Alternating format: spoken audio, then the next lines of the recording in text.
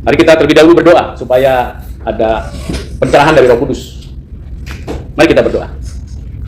Bapa di surga, di dalam nama Tuhan Yesus, kami sungguh bersyukur karena tiap hari kami disapa oleh Tuhan melalui firman-Mu. Kami bersyukur karena tiap hari kami mendapatkan diri kami dalam perlindungan-Mu. Kami bersyukur karena Engkau beri kesempatan kami terus berkarya di tengah hidup kami yang sedang bergumul. Kami bersyukur karena Roh Kudus selalu memberikan kekuatan penghiburan di tengah iman kami yang terus dilatih supaya tidak rapuh tetapi kokoh. Tuhan, kami akan merenungkan lagi firman-Mu. Tentulah kami memerlukan kuasa Roh Kudus-Mu, agar firman Tuhan yang kami akan baca, kami akan dengarkan, kami mendapatkan pengertian yang lebih mendalam, lebih personal, supaya bermanfaat dalam kehidupan kami. Karena firman-Mu pelita bagi kaki kami, terang bagi jalan kami. Kami membutuhkan Engkau ya Tuhan berfirman kepada kami. Kiranya baik yang menyampaikan maupun yang mendengarkan, kami bersama bertumbuh di dalam pengenalan akan Engkau ya Allah melalui Kristus anak-Mu.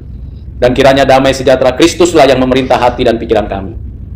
Kami sudah berdoa, kami meminta, kami bersyukur di dalam nama Tuhan Yesus. Amin. Ibu Bapak, kita tahu bahwa kalau kita perhatikan, apa ya bedanya antara orang percaya dengan tidak orang percaya? Apa bedanya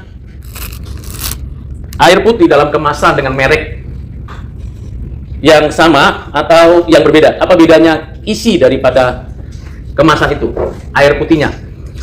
Apakah bedanya pH-nya, harganya, atau manfaatnya? Coba kita pikir-pikir baik-baik. Apa bedanya pakaian kita dengan yang dipakai oleh orang-orang yang belum percaya? Apa bedanya kita bekerja, mendapatkan upah, memenuhi kebutuhan kita dengan orang-orang yang di luar sana, yang belum percaya? Lalu apa bedanya keagamaan kita, rutinitas ritual keagamaan kita tiap minggu atau tiap hari, dengan mereka yang juga meyakini apa yang mereka percaya adalah benar? Apa yang membedakan? Coba direnungkan, ini bagian yang sangat tidak mudah, tapi itu adalah realita. Kita sering kali menilai diri lebih. Mengapa? Apa reasonnya kita menilai diri lebih? Merasa lebih dekat dengan Tuhan. Apa alasan yang masuk akal dan bisa berterima sehingga kita merasa lebih dekat dengan Tuhan? Apakah Ibu Bapak pernah memikirkan itu? Lalu mereka yang dinilai kurang dari kita, atau kita yang dianggap oleh diri kita lebih dekat dengan Tuhan, apa keistimewaannya? Karena toh semuanya akan meninggal, semua pencapaian kita akan berakhir, tidak ada bedanya. Lalu apa yang menjadi keunikan iman kita? Itu yang diajak oleh Rasul Paulus kepada jemaat di Roma. Seperti saya sudah jelaskan pada pertemuan mungkin 2 bulan lalu, bahwa jemaat di Roma itu bukan didirikan oleh Rasul Paulus. Ada di tengah kota kekaisaran, beragam latar belakang, budaya, kepercayaan, status sosial disatukan di dalam komunitas orang percaya. Dan Rasul Paulus punya keinginan mengunjungi jemaat itu, dan sebelum mengunjungi, menuliskan apa yang menjadi dasar keyakinan hidupnya sebagai seorang yang berlatar belakang Farisi, beretnis Binyamin, dalam ras Israel, dengan pengenalan akan Kristus yang diterimanya berdasarkan anugerah. Itu dituliskan. Dan bagaimana dia membangun pemikiran teologinya dan menuliskan itu berdasarkan inspirasi dari Roh Kudus.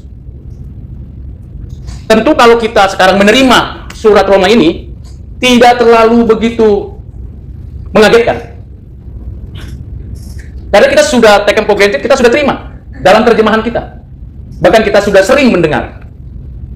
Tetapi bagi pembaca mula-mula surat itu, dan bagi jemaat di kota Roma saat itu, ketika mendengar berita berkaitan dengan Abraham, mereka pasti punya 2 respon. Kalau dia orang Israel yang dididik di dalam sinagog berada di dalam komunitas Israel, walaupun di tempat perantauan, diaspora, mereka langsung flashback ke dalam kisah Abraham dalam kitab Kejadian. Tetapi kalau mereka bukan orang Israel, mereka baru pertama kali mendengar berita itu, maka tentu mereka akan berdialog, berdiskusi ketika surat ini diterima oleh mereka. Sekalipun mereka sudah sering mendengar cerita itu dari teman-teman seiman dari orang Israel, tetapi untuk men-setting pikiran supaya sinkron dengan kisah Abraham itu tidak mudah. Apalagi kita, selain beda ras, beda suku, beda bahasa, beda pergumulan, beda perjuangan iman, beda perjalanan iman kita tidak bisa menangkap dengan mudah maksud dari Rasul Paulus. Karena itulah perlu kita meminta Roh Kudus memberi pencerahan ketika kita mendengar, membaca, merenungkan bagian demi bagian. Ibu bapak yang kekasih dalam Kristus, dari Roma pasal 4, khususnya ayat yang pertama sampai 25, yang khusus menjelaskan tentang Abraham, itu yang kita baca kristalisasi dari kisah Abraham. Saya mengajak ibu bapak untuk bisa menelusuri dari kisah yang panjang sekali. Kalau kita telusuri dari Kejadian pasal yang ke-12, 13, 14, 15, 16, 17, 18, 19, 20, 21, 22, 23, 24 sampai dengan 25. Kira-kira ada 13 pasal. Panjang sekali. Lalu kita mencoba untuk memahaminya dari tulisan Rasul Paulus yang hanya beberapa ayat saja. Lalu kita mengambil kristalisasi pengertian, lalu kita coba relevansikan dalam kehidupan kita. Hati-hati akan muncul eisegese.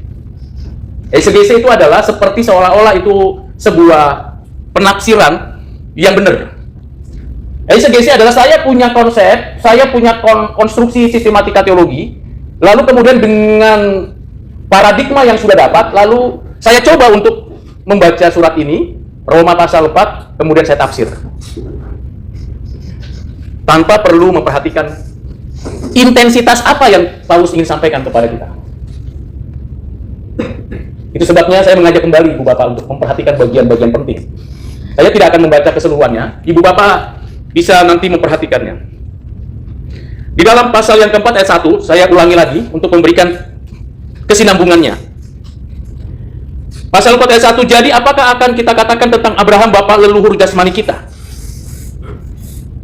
Ini kan suatu dorongan, pertanyaan yang tidak perlu dijawab, tetapi pertanyaan yang perlu direnungkan. Apakah yang akan kita katakan tentang Abraham bapak leluhur kita? Pertanyaannya tadi, kalau kita menarik kepada konteks jemaat, kalau orang Israel sendiri yang sudah terdidik sejak umur kurang lebih 2-4 tahun itu di sinagog, berbicara tentang kisah Abraham, mereka langsung connect. Ada relate-nya dengan proses edukasi di dalam sinagog oleh orang Israel. Entah di keluarga, entah di dalam masyarakat, komunitas. Tetapi bagi orang yang belum percaya, mereka akan mencoba membangun sebuah pengertian dari cerita yang disampaikan. Apalagi kita. Ayat 2, sebab jikalau Abraham dibenarkan karena perbuatannya, maka ia beroleh dasar untuk bermegah. Mengapa perlu dijelaskan demikian? Karena di pasal 3, kita semua orang berdosa. Jadi, Paulus menarik perhatian kita dari keadaan kita yang berdosa masuk kepada satu contoh yang orang manapun bisa kenal, yaitu Abraham. Lalu di ayat 9, adakah ucapan bahagia ini hanya berlaku bagi orang bersunat saja atau juga bagi orang yang tidak bersunat? Di sini Paulus menyapa orang yang bukan Israel. Karena orang Israel, khususnya laki-laki, usia 8 hari setelah dilahirkan oleh ibunya, dibawa ke tempat atau ke para imam untuk disunat. Usia 8 hari. Tapi kalau yang bukan Israel, dia tidak disunat. Ibu bapak juga demikian. Pertanyaan yang kedua dari Paulus ini, apakah kamu bahagia juga sama seperti orang yang Israel itu? Tentu jawaban kita kan dengan mudah gamblang dan kita berteriak, ya saya bahagia, saya berbahagia. Yang ketiga, di dalam ayat 16, karena itulah kebenaran berdasarkan iman supaya merupakan kasih karunia, sehingga janji itu berlaku bagi semua keturunan Abraham, bukan hanya bagi mereka yang hidup dari hukum Taurat, tetapi juga bagi mereka yang hidup dari iman Abraham. Sebab Abraham adalah bapa kita semua. Lihat tulisan Paulus, mulai menyapa Israel, menyapa yang bukan Israel, lalu menyatukan. Dan ini penting, perbedaan tidak bisa kita hindari. Baik perbedaan ras, suku, latar belakang, pendidikan, dan segala pergumulan tidak bisa kita hindari. Itu yang ingin Paulus coba jelaskan. Ada kata yang penting, yaitu Abraham adalah bapak kita semua. Menarik bukan? Menarik. Menyatukan perbedaan tanpa meniadakan perbedaan hanya mungkin kalau kebutuhan yang dibutuhkan oleh banyak orang itu ditampilkan. Apa kebutuhannya? Keselamatan. Apa kebutuhannya? Pengampunan dosa. Apa kebutuhannya? Penerimaan Allah. Kalau kebutuhannya uang, jangankan yang sama, yang berbeda gitu maksud saya. Yang sama aja bisa tidak bersatu. Sama-sama satu level pekerjaan. Kalau ada yang mau jujur, terbuka, open, berapa salary tiap bulan, nanti bertanya pasti, kok dia beda dengan saya? Padahal kerja sama dan semuanya sama, kenapa beda? Jadi kalau kebersamaan itu dilihat dari uang, jabatan, posisi, gender, tanggung jawab, maka tidak mungkin ada kesatuan.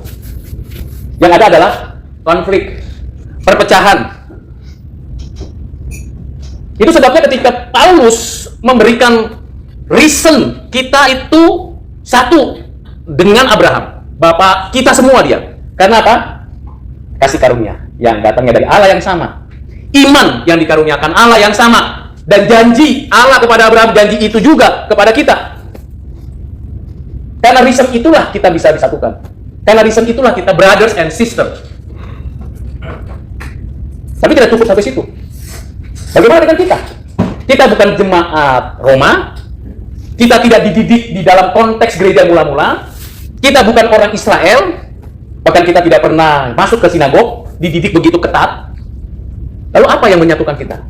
Menarik Paulus menutup tentang kisah itu di dalam ayat terakhir. Yesus yang telah diserahkan karena pelanggaran kita dan dibangkitkan karena pembenaran kita. Abraham memang sosok yang menyatukan dalam konteks waktu itu, tapi menyatukan di dalam satu keadaan saat itu, karena memang perbedaan terjadi, tetapi yang menyatukan keseluruhan dari zaman ke zaman itu satu pribadi, namanya Yesus. Bisa nangkep sekarang, Ibu Bapak? Begitu kita bicara tentang Abraham di pasal 4 ayat 1, lalu Paulus dengan piawai mengarahkan kita perlahan masuk ke dalam satu tuntunan berjumpa dengan Kristus, berjumpa dengan Yesus. Sehingga orang-orang di zaman Abraham dan orang-orang di zaman gereja mula-mula dan kita di zaman ini dan sampai zaman nanti akan datang, yaitu zaman akhir zaman, yang menyatukan kita Yesus. Replace person, menggantikan tempat Abraham. Siapa? Yesus. Sampai sini paham Bapak Ibu?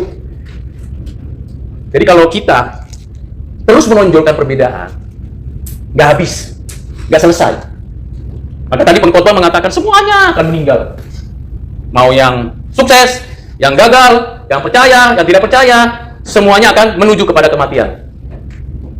Lalu apa yang membedakan kita? Apa yang membedakan kita dengan kepercayaan lain? Apa yang membedakan kita dengan mereka yang di sana? Yesus. Yesus yang dijelaskan di dalam Alkitab. Nanti di pasal 5, Ibu Bapak akan melihat pasal 5 ayat 1. Saya bacakan. Sebab itu kita yang dibenarkan karena iman, kita hidup dalam damai sejahtera dengan Allah oleh karena Tuhan kita Yesus Kristus. Lihat Ibu Bapak peraliannya. Dari Abraham kepada Yesus Kristus. Karena itu Ibu Bapak, mengapa kita meyakini bahwa Yesus Kristus itu adalah Tuhan dan Juru Selamat kita? Mengapa?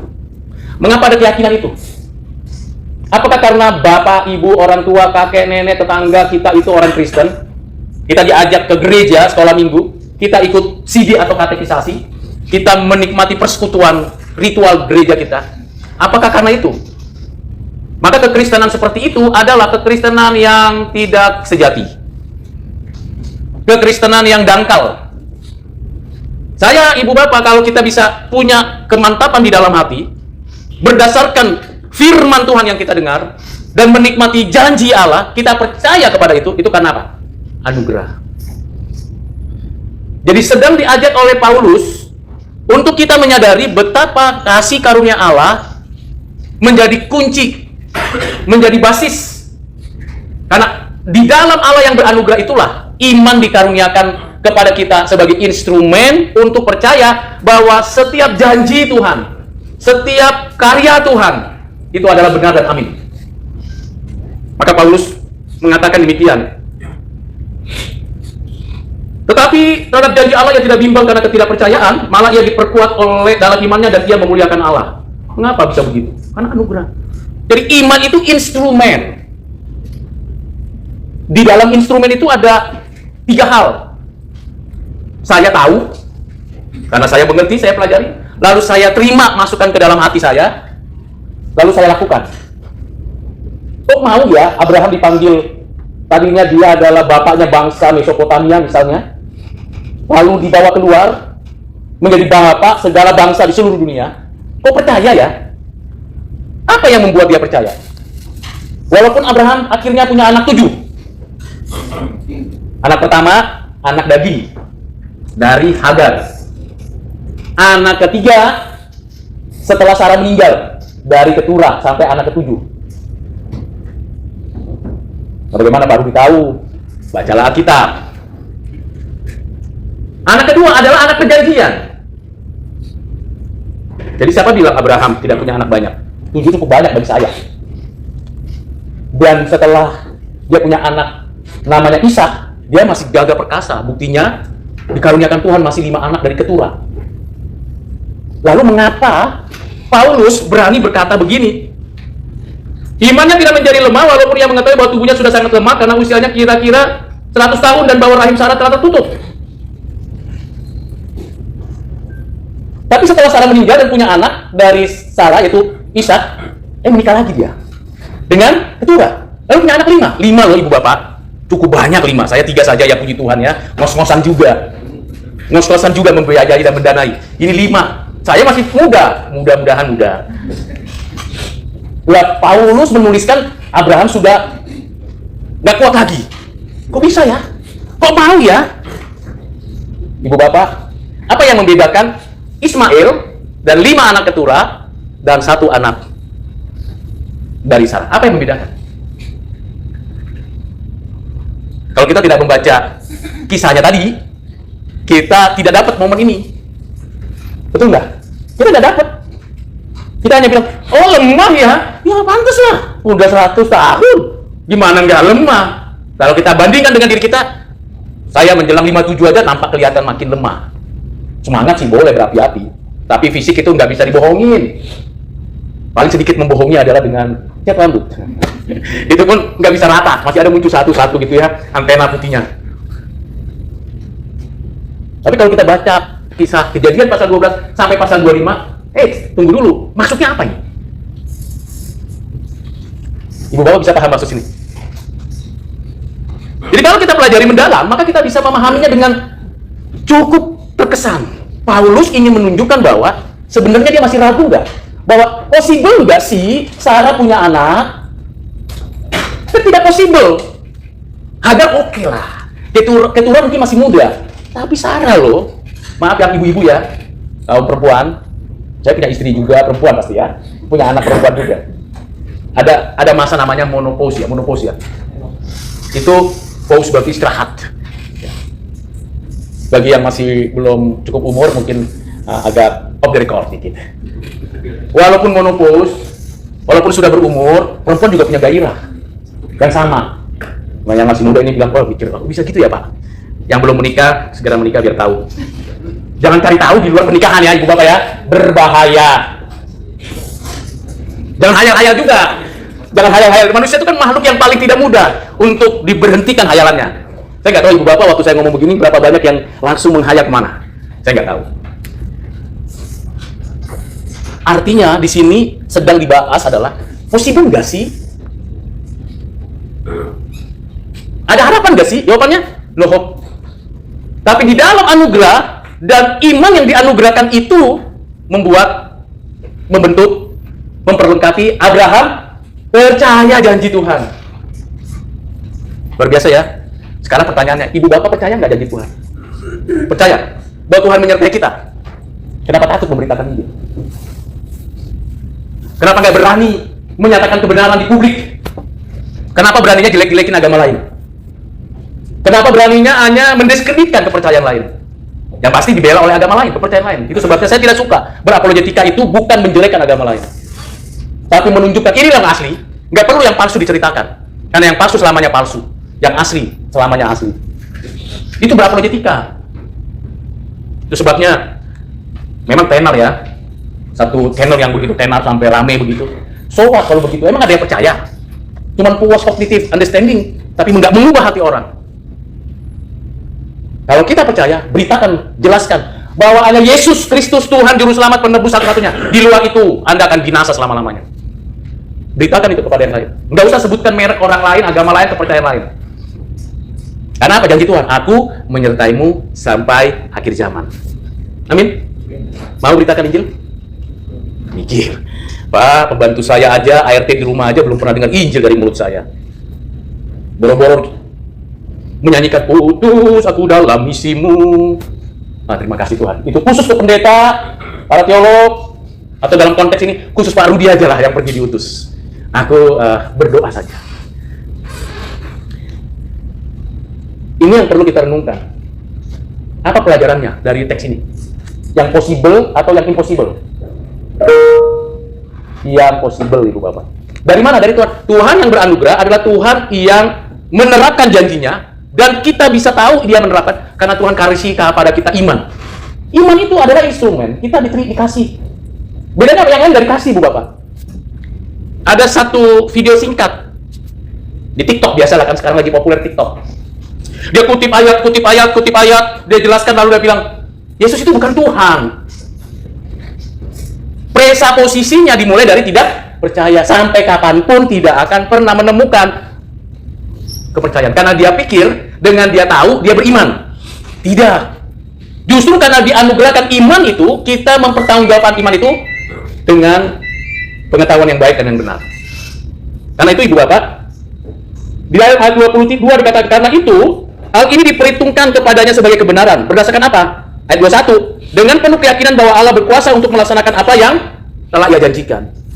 Jadi Abraham, dalam perjalanan imannya, adalah pribadi yang menikmati janji Tuhan, mengalami janji Tuhan, dan tiap langkah dia memandang kepada Allah yang hidup, yang berjanji, lalu dia jalan itu. Pertanyaannya, kita masih panjang nggak waktunya sampai nanti seperti kata pengkhotbah dipanggil Tuhan meninggal?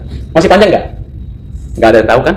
Pertanyaannya, kalau kita nggak tahu, tapi kita yakin Tuhan beserta kita, sudahkah kita melangkah dengan iman? Seperti Abraham. Hai orang-orang Roma, engkau berada di dalam kondisi dipersekusi, dianiaya, mengalami ketakutan dan kecemasan. Hai orang-orang Roma, ketahuilah, berkat yang dari Abraham, dari Tuhan kepada Abraham, itu juga diberikan kepada kita. Tetapi dituliskan juga untuk kita, sebab kepada kita pun Allah memperhitungkannya karena kita percaya kepada Dia yang telah membangkitkan Yesus Tuhan kita dari antara orang mati. Dari Abraham kepada Yesus. Belajar dari perjalanan iman Abraham, tapi Abraham juga di dalam kesatuan dengan Yesus.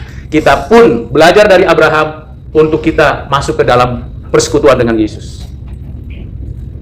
Kita mendapatkan hidup di situ. Sekali lagi dengan pertanyaan refleksi tadi di awal, apa yang membedakan kita dengan yang lain? Apa yang membuat kita begitu semangat? Apa yang membuat kita senyum walaupun ada kesulitan? Apa yang membuat kita tetap tenang walaupun di tengah badai yang begitu menakutkan? Apa yang membuat ibu bapak tetap memegang teguh dengan fondasi iman yang baik? Apa yang membuat? Allah beranugerah adalah Allah yang menepati janjinya, dan Allah mengerjakannya di dalam Kristus untuk kita masing-masing. Dan kalau itu masuk ke dalam hati, dan itu diaplikasikan dalam hidup kita, tidak ada yang mustahil bagi Tuhan. Amin. Mari kita kerjakan bagian kita. Mari kita melakukannya dengan mata tertuju kepada Kristus, dan jangan ragukan janji Tuhan. Kalau kita ragukan janji Tuhan, kita sedang meragukan Allah yang memberikan itu kepada kita. Mari kita berdoa. Bapak, terima kasih untuk firman Tuhan yang mengingatkan kami bagaimana Tuhan memanggil, memperlengkapi, dan membentuk iman dari Abraham. Kami bersyukur untuk contoh yang legendaris itu, yang kami sendiri pun tidak pernah kenal, kecuali Tuhan sudah menyampaikan melalui firman.